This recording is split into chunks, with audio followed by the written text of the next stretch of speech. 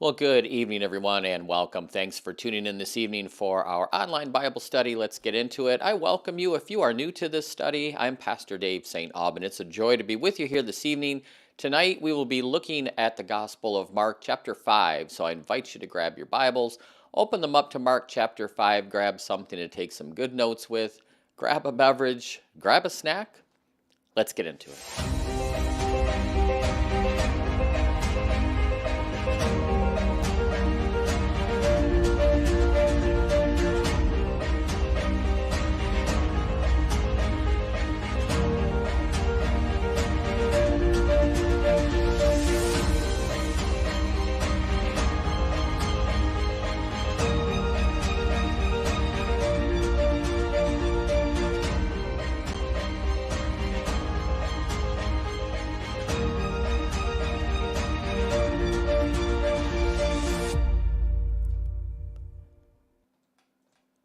Well, again, good evening and welcome, and thanks for tuning in. I do pray that your day has been going well. Pray that your week's been going well so far. Happy Wednesday. Good to be with you here again this evening as we continue our journey through the Bible one chapter at a time. We are now in the Gospel of Mark, chapter 5, and we are continuing in this theme of Jesus healing, Jesus parables, and now we're back to Jesus healing. But what we're going to see tonight is a very powerful story from Mark's gospel, that being the exorcism of not just a demon, but a number of demons. And even though Mark had already reported that Jesus had cast out demons before, this account that we're going to see tonight is extraordinary. Jesus, who had been accused by the Pharisees of being a messenger of Satan, right? He heals by the power of Satan. Jesus, who is accused of that, here comes face to face with this extreme manifestation of demonic power and influence. And this account that we're going to see more graphically than any other in this gospel indicates that the function of demonic possession is to distort, to destroy the image of God in humanity. We are created in the image of the Lord. The demonic powers at work are, they seek to destroy that image. So we have an awful lot to look at tonight. This is going to be a longer study. So let's get right into it here. Open up your Bibles to Mark chapter 5 if you don't have a Bible with you. Not a problem. As always, all the verses are up here on the screen. Follow along, take some good notes, and let's start with verse 1. They went across the lake to the region of the Gerasenes. So in Mark's gospel and Luke's gospel, they call this region, this area, the region of the Gerasenes. Matthew calls it the country of the Gadarenes, or the Gadarenes. And this is where this account is going to take place, and we'll talk about this more here in a moment. Verse 2, when Jesus got out of the boat, a man with an impure spirit came from the tombs to meet him. So at the site of this location, part of it is near the shoreline of the Sea of Galilee. There's no tombs, there's no hills, but if you go about a mile to the south of where they landed, there's a fairly steep slope that comes down towards the shoreline, just about 30, 40 yards from the shore. And about 2 miles from there are a series of cavern tombs. And these have been found. This appears to have been tombs that were used in the time of Christ. So Mark is giving many more details to describe this man, this situation, than Matthew or Luke did.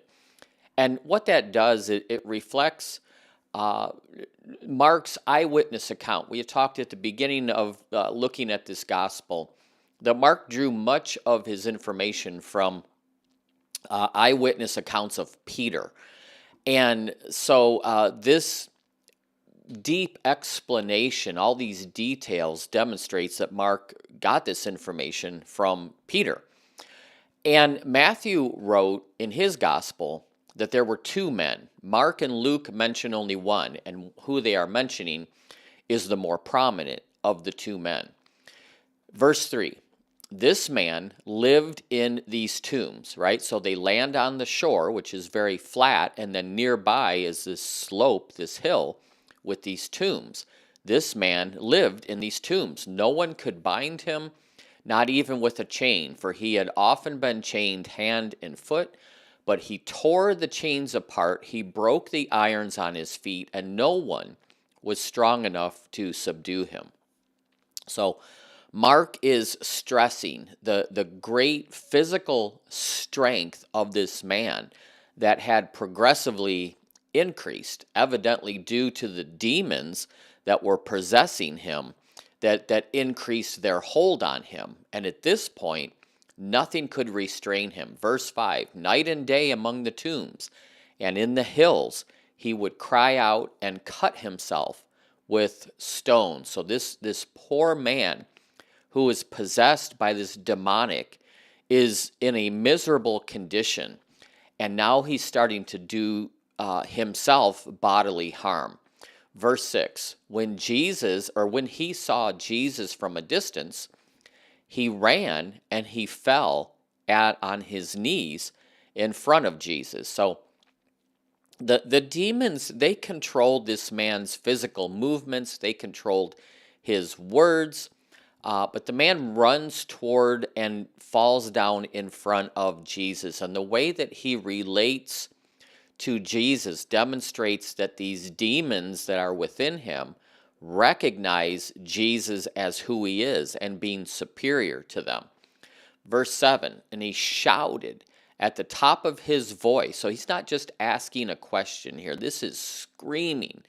What do you want with me, Jesus, Son of the Most High God? So the man, through this possession, addresses Jesus as Son of the Most High God. It's an acknowledgement of his deity. Most High God is an Old Testament title mainly used by non-Israelites to denote who the God of Israel is.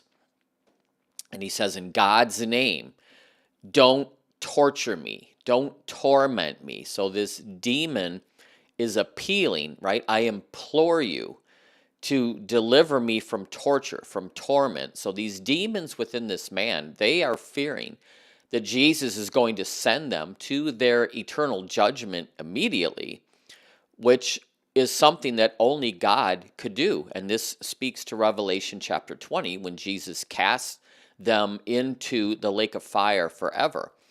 And it's very ironic that the demon is crying for mercy in God's name.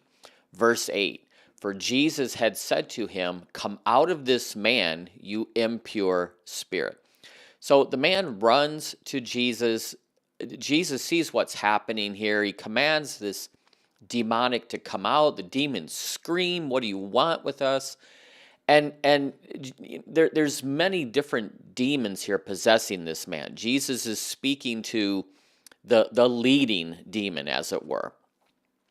And the way this verb tense reads is that he repeatedly commands the demons to depart.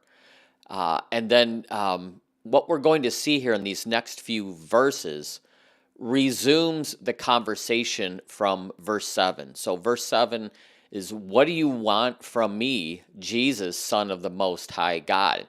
And now we see this conversation. Jesus asked him, what is your name? And remember, this man is screaming. This is not a normal conversation. This demon is screaming. And Jesus knows who this is. So he's probably asking, what is your name? For the benefit of the disciples. My name is Legion, he replied, for we are many. Again, not just conversation, screaming this. This is demon possession. Now, a legion, especially with the Romans, a legion consisted of 6,000 soldiers. And so this leading demon is using this number as a representation of how many there are possessing him. What is your name? Screaming back, my name is Legion. And he begged Jesus again and again not to send them out of the area. So this demonstrates Jesus' authority, his power. The demons recognize who he is. And it's unclear why they want to stay in that area of the country. Don't send us out of this area. Maybe the area was infested with other demons. We really don't know why they wanted to stay there. Verse 11. And we'll get caught up here on the slides here. We got a little behind. There we go, verse 11. So a large herd of pigs was feeding on the nearby hillside. So why so many pigs? Well, the presence of a large herd of pigs, it reinforces the supposition that this took place in Gentile country, in a Gentile region, because the Jews considered pigs to be unclean animals. Here, there are many, many pigs. So this is probably a Gentile location. Verse 12. So the demons begged Jesus, don't send us out of this area. Send us among the pigs. Allow us to go into the pigs. They are requesting permission to enter into the pigs. Why? Probably so they can destroy them. Verse 13. So Jesus granted permission. These impure spirits, this legion, they came out. Many, went into the pigs. The herd, about 2,000 in number, rushed down the steep bank into the lake, into the Sea of Galilee, and they were drowned. Now, the gospel writers, Matthew, Mark, and Luke, they don't say whether the demons drove the pigs or the pigs drove the demons, but we know the pigs rushed down into the lake. So Jesus permits this to happen, and this results in everyone seeing the destructive power of these demons, and that the man that was possessed by them has now had this amazing deliverance. And only Mark records the number of pigs, about 2,000. And as usual here, Mark is drawing attention to Jesus' great power. Now, a question that is often asked, if this is an area of Gentiles and there's a pig farmer and this is that person's livelihood, what right did Jesus have to inflict this loss of pigs on this owner? Well, Jesus didn't send the demons into the pigs. Jesus drove them out of the man. Everything past that was just permissive. They asked to go into these pigs, and Jesus allowed it. Jesus didn't drive them into these pigs. And what's interesting here is this is another instance among several in the Bible where God allows animals to die to accomplish a higher purpose. One being the plagues in Egypt during the Exodus, the destruction of the cattle of the enemies of Israel during the conquest of the Promised Land, the cattle that died during the Babylonian exile, lots of different instances. And it demonstrates that human life is more important to God than animal life. God does care for the animals, but he uses them to accomplish his greater purpose, and this is another instance of that taking place. So then verse 14, those who were tending the pigs, they ran off. They saw all this happen. They reported it in the town and the countryside, and the people went to see what happened. When they came to Jesus, verse 15, they saw the man who had been possessed by this legion of demons sitting there, dressed and in his right mind. This demon-possessed man had formerly been a restless, raving maniac, naked, cutting himself, screaming, but now he's sitting peacefully. He's clothed. He's in his right mind. We see in Luke's Gospel, chapter 8, he was shamelessly naked, but now he has clothed himself. Before, he was out of control. Now he is in complete control. He is in his right mind. And the people see this, and they were afraid. Why were they afraid? Possibly because Jesus had just done this, and maybe they're anticipating what great power he's going to use next, right? What's he going to do next? Verse 16, those who had seen this told the people that had come what had happened to the demon-possessed man and told them about the pig. So all these people come, the people that were witnesses told the people that came, and then the people began to plead with Jesus to leave the area. So Mark's account of this instance here, it applies, or it implies that what happened to the pigs disturbed the population. The people are begging them to leave this area because they are reasoning that if Jesus could deal so severely with evil, he could certainly deal with them as well. So rather than turning to him to worship him, they turn away from him and reject him. Just go. Verse 18, so as Jesus got back into the boat, the man that was demon-possessed that he healed begged Jesus to go with him. So he wants to follow Jesus as a disciple.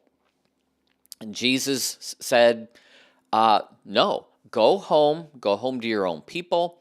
Tell them how much the Lord has done for you and how he has had mercy on you. Now, why is Jesus telling this man to go and tell others about this great thing that he had just done for him, whereas he told the leper that he healed, that we saw a couple nights ago, not to tell anyone? Again, they're in a Gentile area, and there's little danger among the Gentiles that people are going to cause problems for Jesus. With the leper, they were in Jewish territory. And for people to find out about this, that would have created some problems for Jesus and his mission. But in the land of the Gentiles, not so much. So to the leper, don't tell anybody, but he goes and tells everybody anyhow. To this man possessed by the demons, go tell everybody. And verse 20, he left, he went away, and he began to tell in the Decapolis how much Jesus had done for him. Now, what's the Decapolis? Deca meaning 10. So this is an area of 10 different, primarily Greek cities. All but one of them was on the east side of the Sea of Galilee, where they were at here. So he went and told them, and all the people were amazed. People were amazed at the man's testimony.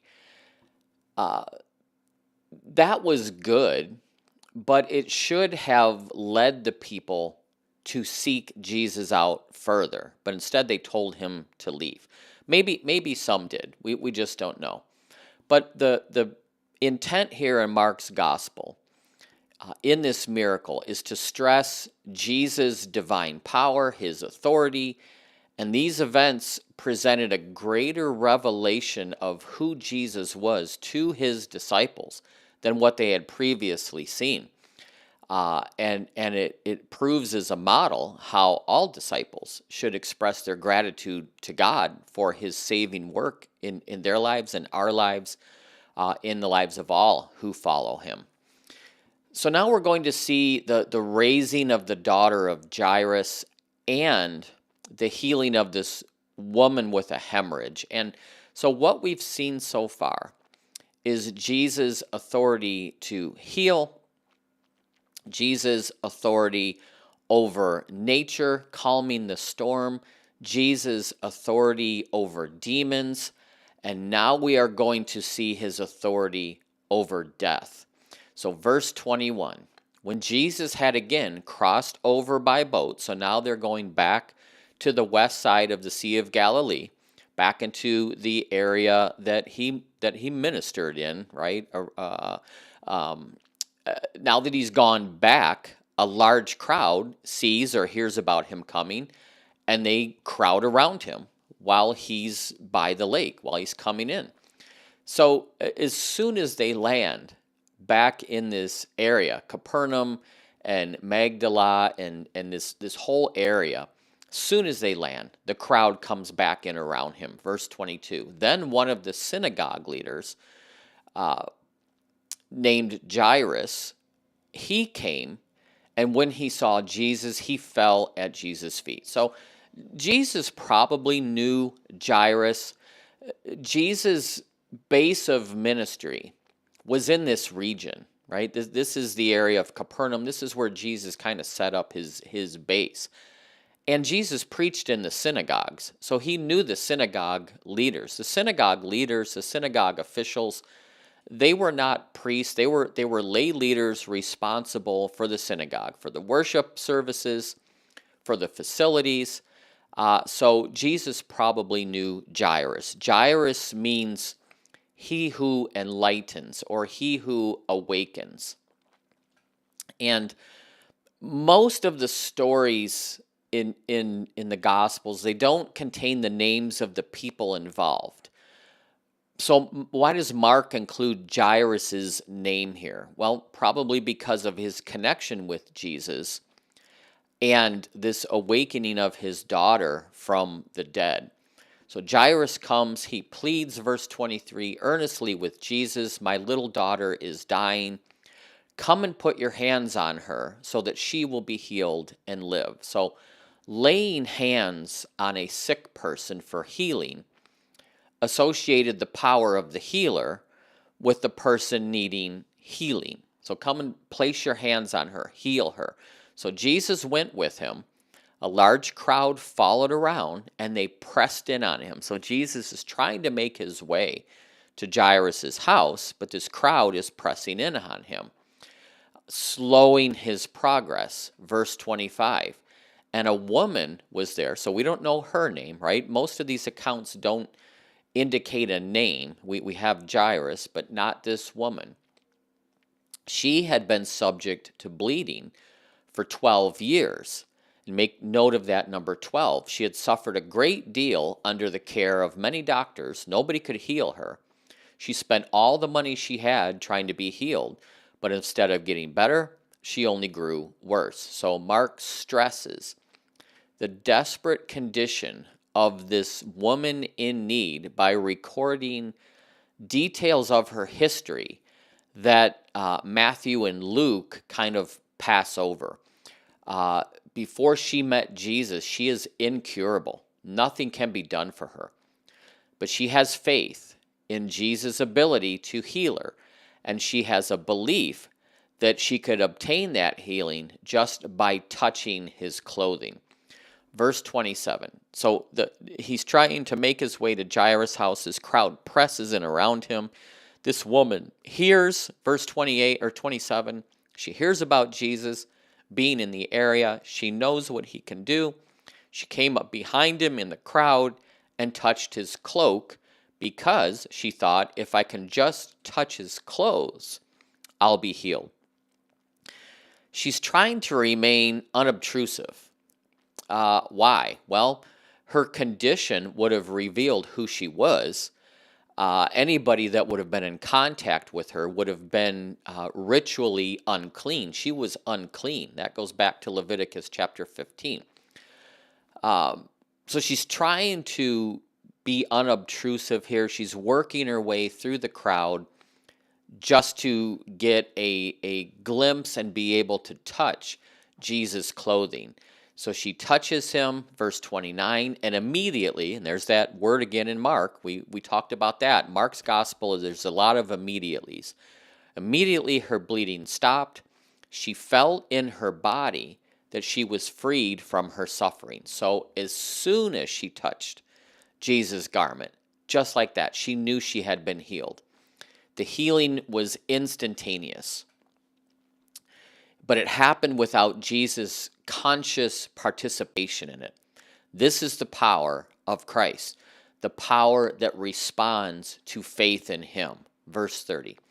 At once, right, immediately, as soon as she touches him, she's healed. Jesus realizes the power had gone out from him. So just as quickly as she is healed, Jesus perceives that his healing power has left him. Not all of it, but he could feel this, right? It was some of his healing power leaving him in accomplishing this miraculous cure. He perceives in himself the significance of the touch of this woman, and he willingly honors her faith. His power is always under his control. It's not like this woman was able to pull this out of him without his knowledge. Jesus, knowing what her faith was and what her belief is, allowed her to be healed. And if people would have realized this is probably why Jesus often withdrew from the crowds, escaped from the crowds to find time of refreshing. Because if everybody really understood this, they would all press in around him. Verse 31.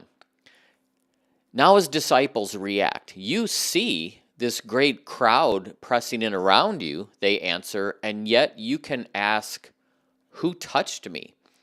So the harshness of the reply of the disciples is very unique to Mark. In Luke's gospel, we read that Peter is the one that initiated this question. These disciples are probably anxious to get to Jairus' house before his daughter dies. Jesus wants to stay and talk to this woman and assure her that she was healed because of her faith. That's what resulted in the healing. It wasn't just her touching him, it was her faith. So Jesus kept looking around to see who had done this. He's searching the faces in the crowd to find this woman of great faith. Now, certainly Jesus knew the difference between those pressing in on him and the believing touch of this woman's hand.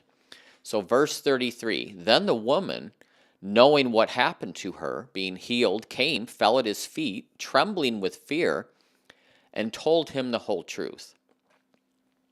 It was me, right? So Jesus doesn't rebuke her. In her mind, her faith was strong, but it's mixed with some kind of superstition, right? I have to touch him to be healed. But Jesus wanted to speak to her so she wouldn't conclude that was why she was healed. It wasn't because you touched me, it's because of your faith in me. And so why is this woman afraid? She's trembling with fear. Maybe she is thinking because she was unclean, by touching Jesus, she has just made him unclean. But we don't really know why she is afraid. But what Jesus responds here, verse 34, daughter, and this is the only place in the Gospels where Jesus calls someone daughter. Daughter, your faith has healed you. Go in peace. Be freed from your suffering. You don't need to be afraid, right?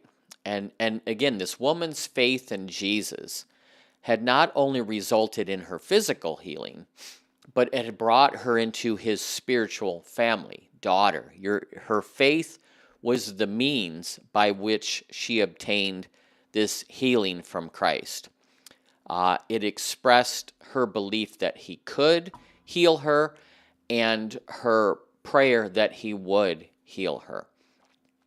And Jesus says, go in peace. It's the Hebrew shalom, right? It was a common way of saying goodbye among the Jews.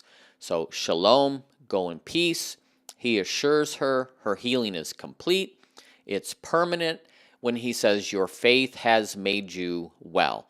Your faith has healed you. You are freed from your suffering. You can now go enjoy social interaction and participation in public worship. You'll have physical health. You are now clean. You are healed.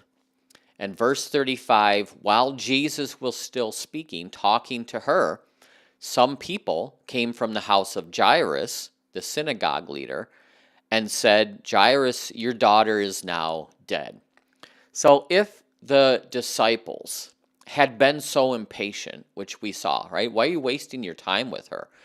How much more impatient could Jairus have been here? Probably quite a bit.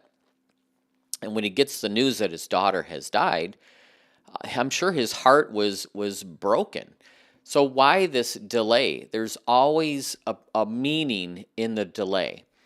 Out of the delay comes deliverance. Out of the darkness comes the light. Why bother the teacher anymore, Jairus? She's dead. So the people who report the death of Jairus' daughter regard Jesus as just a teacher, a rabbi, right? She's dead. Don't bother this rabbi any longer. They believe Jesus healed this woman, but they believe he can only heal the living. Now Jesus is about to demonstrate his authority over death. Verse 36. So overhearing what they just said, Jesus told him, Jairus, don't be afraid, just believe. And Jairus had believed that Jesus could heal his daughter. That's why he came. And he just observed Jesus healing this woman. So his faith and Jesus' encouragement enabled him to keep believing that Jesus still could help his daughter. And what Jesus literally says here is stop fearing, continue believing. Verse 37. And he did not let anyone follow him to Jairus' house except Peter, James, and John. So Jesus allows only his inner circle of disciples to come with him to witness this miracle that is about to take place. Why? Maybe to limit the popular reaction to it. If all the multitudes started to press in on Jesus because they believed he could heal them, how much more would they press in on him if they knew he could raise the dead? So he selects Peter, James, and John. Now, why just these guys? Why not Bartholomew and Judas and Matthew? Peter, James, and John probably proved to be the most responsive to what Jesus was teaching them so far. Or it could be that Jesus knew they would be more prominent leaders in the apostles in the future. Whatever the reason, this is who he picks. Verse 38, so when Jesus, Peter, James, John, Jairus, they came to the home of the synagogue leader, Jesus saw a commotion. People crying, wailing loudly. So Jesus had just dismissed this great crowd. You all stay here. Takes a few people with him. Now he encounters another crowd, this one at the house. And as was customary, paid mourners were already at work here. They were weeping, wailing, singing, clapping hands, yelling. This was customary. And why are they already there? Well, it must have been anticipated that this girl was going to die because they were there to mourn her death the moment she died. Verse 39. So Jesus went into the house and he said to these mourners, what are you doing? Why all this commotion? Why all this wailing? The child is not dead. She's asleep. So when Jesus says she's asleep, what he means here is she is asleep in death. The word asleep is a figurative word. What he means is though she is dead, her death would be no more permanent than sleep is permanent. Why are you wailing about? She's not dead. She's just asleep. And they laughed at him. So these observers probably took these words literally and they mock him. They mock the great physician for his apparently inaccurate diagnosis. And this reaction of laughing at him is an indication that proves this girl was dead. After he put them all out of the house, right? You all need to go.